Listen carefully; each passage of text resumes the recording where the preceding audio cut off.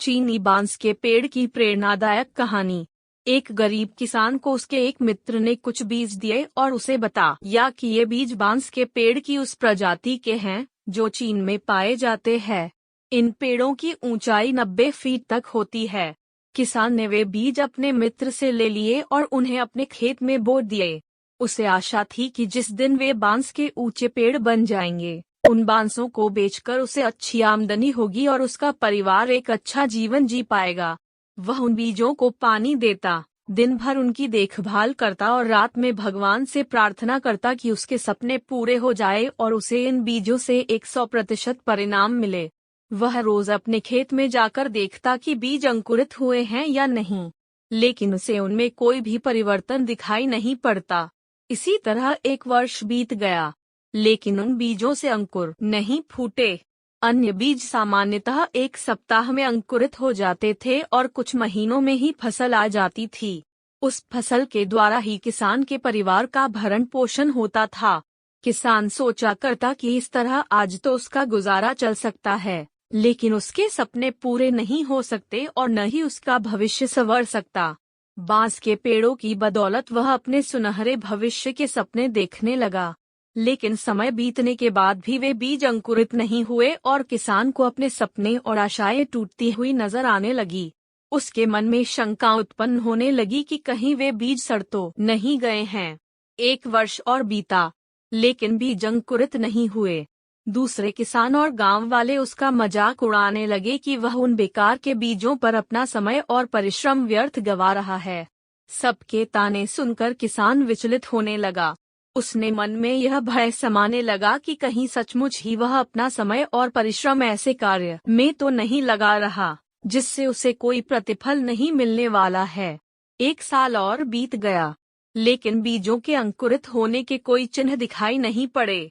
लोगों ने किसान का मजाक उड़ाना जारी रखा, लेकिन किसान ने आंशिक भय के बाद भी अपने मन में छोटी सी आस बांध कर रखी थी।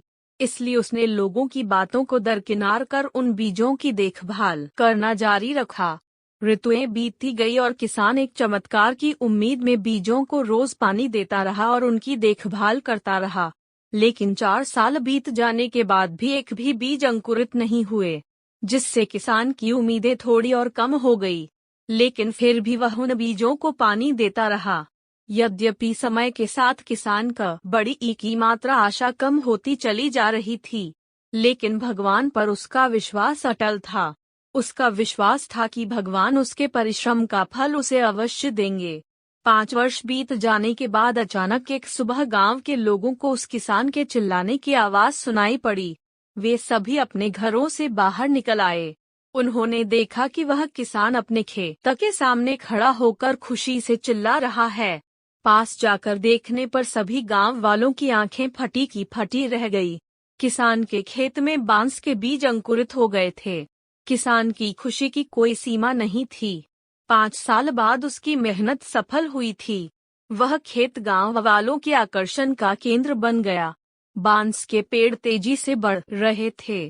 5 फीट, 10 फीट और 20 फीट, 50 फीट, 70 फीट, 80 फीट और 90 फीट।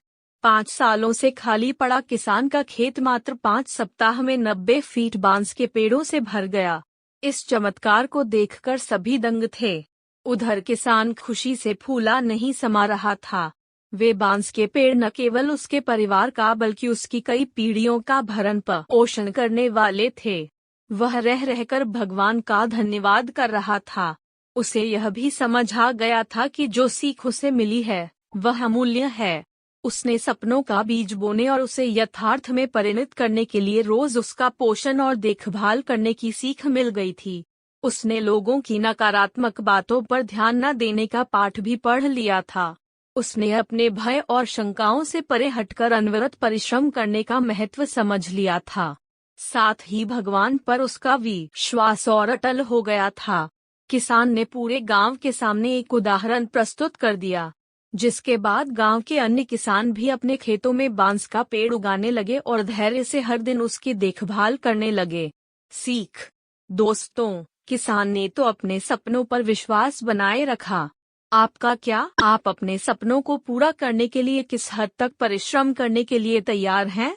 आप में कितना धैर्य है? अपने सपनों पर विश्वास रखें, खुद पर विश्वास रखें, धैर्य से परिश्रम करते रहे, सफलता अवश्य प्राप्त होगी।